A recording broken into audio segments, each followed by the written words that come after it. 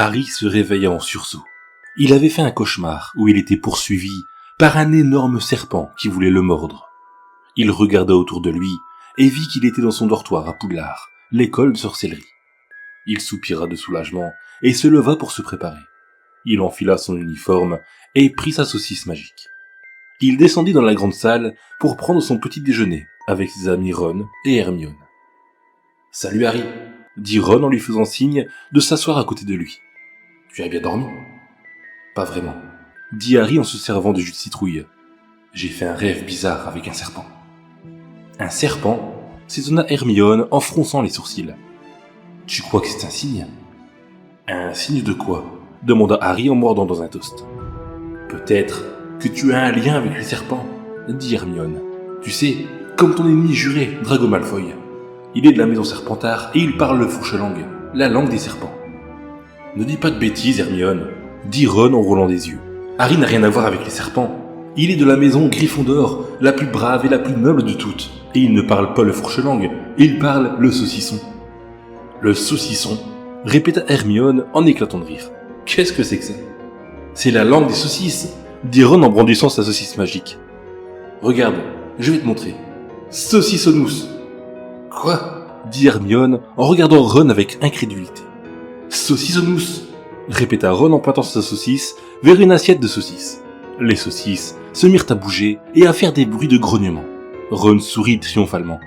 « Tu vois, elles me comprennent. »« Mais c'est ridicule, Ron !» dit Hermione en secouant la tête. « Les saucisses ne sont pas des êtres vivants. Elles sont faites de viande hachée et d'épices. Elles ne peuvent pas parler ni penser. »« Bien sûr que si, » dit Ron en regardant les saucisses avec tendresse. « Elles ont une âme, comme nous. Elles ont des sentiments, des rêves, des espoirs. Elles ont même des noms. Celle-ci s'appelle Roger. Celle-là s'appelle Gertrude. Et celle-là s'appelle... »« Ron, arrête !» dit Harry en lui coupant la parole. « Tu es en train de dire n'importe quoi. Les saucisses ne sont pas tes amies. Elles sont ton repas. Tu devrais les manger, pas leur parler. »« Jamais de la vie !» dit Ron en serrant sa saucisse contre lui. « Je ne mangerai jamais mes amis les saucisses. Elles sont trop précieuses pour moi. Elles sont ma famille. »« Ron, tu es fou !» dit Hermione en soupirant. « Tu devrais consulter un psychomage. Tu as un sérieux problème avec les saucisses. »« Non, c'est toi qui as un problème !» dit Ron en se levant brusquement. « Tu es jalouse de mon don. Tu es jalouse de ma relation avec les saucisses. Tu es jalouse de ma saucisse magique. » Il agita sa saucisse en l'air et s'écria « Saucissonous Maximus !»« Ron, non !» cria Harry en essayant de l'arrêter. Mais il était trop tard. Un jet de lumière rouge sortit de la saucisse de Ron et frappa Hermione en plein visage. Elle poussa un cri et tomba par terre, inconsciente. Sur son front, une marque en forme de saucisse apparut. « Hermione !» s'écria Harry en se précipitant vers elle. « Qu'as-tu fait, Ron ? Tu l'as transformé en saucisse !»« Non, je l'ai juste marqué, » dit Ron en haussant les épaules. « C'est un sortilège de saucisson. Il permet de reconnaître les vrais amis des saucisses. Maintenant, elle fait partie de la famille. »« Mais c'est horrible, Ron !»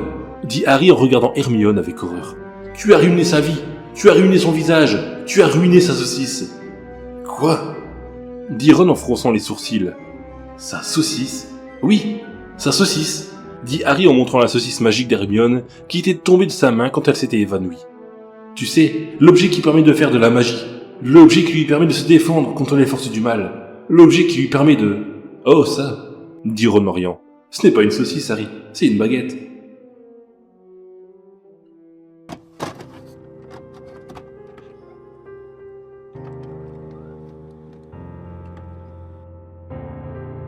Je m'appelle Léa, et je suis une étudiante en littérature à Paris. J'aime beaucoup lire des livres, surtout des romans fantastiques et d'horreur. C'est pourquoi j'ai été attiré par une annonce sur internet qui proposait de recevoir gratuitement un livre mystérieux en échange d'un avis honnête. Il suffisait de s'inscrire sur un site, de choisir un genre littéraire et d'attendre qu'un code soit envoyé par mail pour retirer le livre dans un locker Amazon. J'ai trouvé l'idée amusante et intrigante, alors j'ai tenté l'expérience. J'ai choisi le genre horreur bien sûr, et j'ai reçu le lendemain un mail avec le code et l'adresse du locker. Le code était X7Y9Z3, et le locker se trouvait dans une petite rue sombre, pas très loin de chez moi. Je me suis dit que c'était parfait pour l'ambiance. Je suis donc allé chercher mon livre le soir même, vers 20h. Il faisait déjà nuit, et la rue était déserte. Le locker Amazon était collé à un mur, à côté d'une porte fermée. Il ressemblait à un distributeur automatique avec des casiers de différentes tailles. Sur l'écran tactile, il y avait un message qui disait « Bienvenue dans le projet Lire et frissonner. Tapez votre code pour accéder à votre livre. » J'ai tapé le code que j'avais reçu et j'ai entendu un clic. Un des casiers s'est ouvert et j'ai vu un livre à l'intérieur. Il était emballé dans du papier craft avec une étiquette qui portait le titre « Le locker maudit ». J'ai trouvé ça un peu cliché, mais j'ai pris le livre quand même. Je me suis dit que c'était peut-être un bon roman d'horreur, qui sait. Je suis rentré chez moi, impatiente de découvrir le contenu du livre. Je l'ai déballé et j'ai été surprise par son aspect. Il avait l'air très ancien, avec une couverture en cuir usé et des pages jaunies. Il n'y avait pas de nom d'auteur, ni de date de publication. Juste le titre, écrit en lettres rouges. Le locker maudit. J'ai ouvert le livre et j'ai commencé à lire. Le livre racontait l'histoire d'un homme qui avait trouvé un locker Amazon dans une rue abandonnée. Il avait reçu un code par mail et il était allé chercher son livre. Mais le livre qu'il avait reçu était maudit et il déclenchait une série d'événements terrifiants. Chaque fois qu'il ouvrait le livre, il se retrouvait dans un monde parallèle où il devait affronter ses pires cauchemars. Il ne pouvait pas se débarrasser du livre ni le détruire. Il était prisonnier du locker maudit et il devait trouver un moyen de s'en sortir. Le livre était très bien écrit et il me captivait. Je n'arrivais pas à le lâcher. Je voulais savoir comment l'homme allait s'en sortir et quel était le secret du locker maudit. Je tournais les pages avec frénésie, sans me rendre compte du temps qui passait.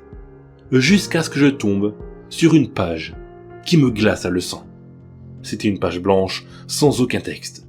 Mais au milieu, il y avait une photo de moi, en train de prendre le livre dans le locker Amazon. Je n'en croyais pas mes yeux. Comment était-ce possible ? Qui avait pris cette photo ? Et pourquoi était-elle dans le livre ? Je me suis levé, paniqué, et j'ai regardé autour de moi. Tout semblait normal. J'étais dans mon appartement, avec mes meubles, mes livres, mes affaires. Rien n'avait changé. Sauf le livre. Le livre avait changé. Il n'était plus le même. Il était devenu le locker maudit. Et je venais de l'ouvrir. Je me suis précipité vers la porte, espérant pouvoir sortir de cet enfer. Mais la porte était verrouillée, et je n'avais pas les clés. J'ai essayé de crier, d'appeler à l'aide, mais personne ne m'entendait. J'étais seul avec le livre.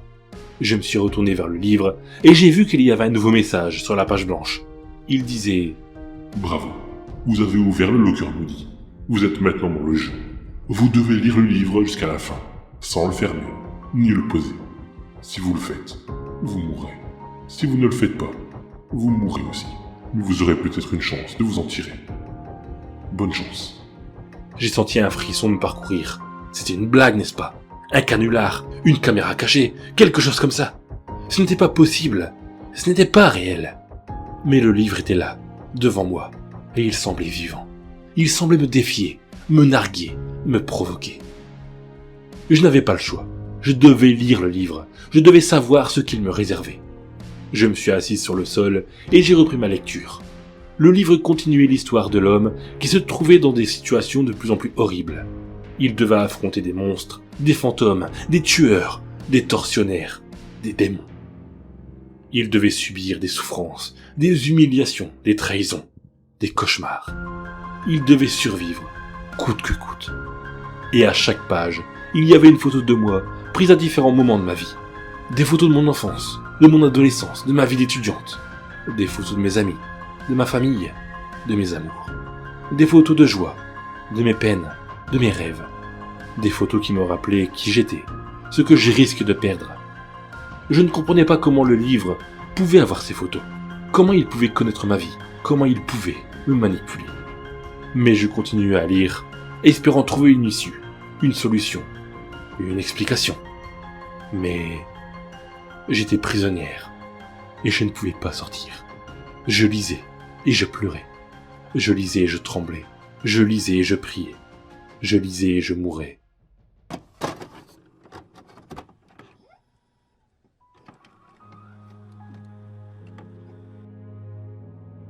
Il était une fois, dans un petit village de France, un fromager qui fabriquait du brie avec amour et passion. Il vendait ses fromages sur le marché, et tout le monde les appréciait pour leur goût délicat et leur texture fondante. Un jour, il reçut une commande spéciale d'un client mystérieux, qui lui demandait de lui livrer un gros morceau de brie à son manoir.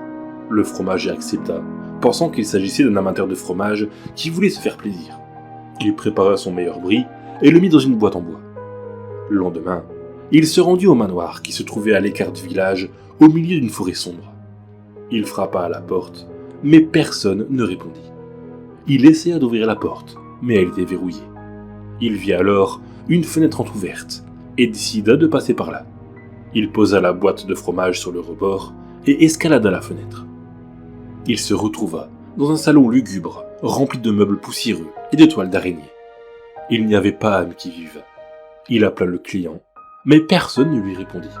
Il se dit qu'il devait être absent et qu'il reviendrait plus tard. Il chercha un endroit où laisser la boîte de fromage et la posa sur une table basse. Il se dirigea vers la sortie quand il entendit un bruit étrange derrière lui. Il se retourna et vit avec horreur que la boîte de fromage s'était ouverte et qu'un morceau de brie en sortait. Mais ce n'était pas un brie ordinaire. Il avait des yeux rouges et une bouche pleine de dents pointues. Il grognait et bavait et semblait affamé. Le fromager n'en croyait pas ses yeux. Il recula terrifié, mais le brie bondit sur lui et lui mordit le bras. Le fromager hurla de douleur et essaya de se dégager. Mais le brie ne lâchait pas prise. Il mordit encore et encore, jusqu'à ce qu'il ne reste plus rien du fromager. Le brie se lécha les babines et regarda autour de lui. Il vit d'autres boîtes de fromage qui contenaient d'autres morceaux de brie comme lui. Il les ouvrit et les libéra. Ils se saluèrent et formèrent une meute. Ils décidèrent de sortir du manoir et d'aller attaquer le village. Ils voulaient se venger des humains qui les avaient transformés en fromage. Ils sortirent par la fenêtre et se dirigèrent vers le village, en laissant derrière eux une traînée de sang et de fromage. Ils attaquèrent tous les habitants qu'ils croisaient et les dévorèrent sans pitié. Personne ne pouvait les arrêter. Ils étaient les bris tueurs et ils avaient faim.